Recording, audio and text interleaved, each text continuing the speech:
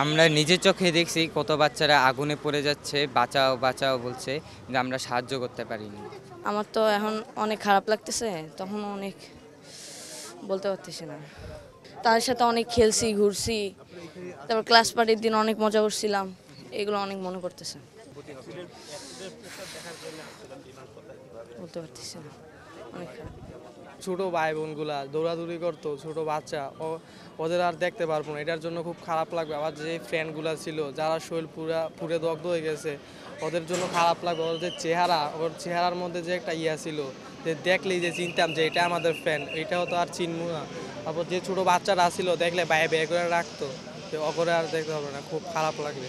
এখানে পড়ছে আমি ঠিক ওই জায়গায় ছিলাম, এখানে গিয়েছিলাম এই যে ইংলিশ ভার্সনের ইয়ার সাথে হয়তো বা ভার্সেস করবো ফুটবল, এটার জন্য গিয়েছিলাম। আরেকটা কারণে গিয়েছিলাম, ওই সময় আমার ফ্রেন্ড ডাক দিছে আয়সা পড়।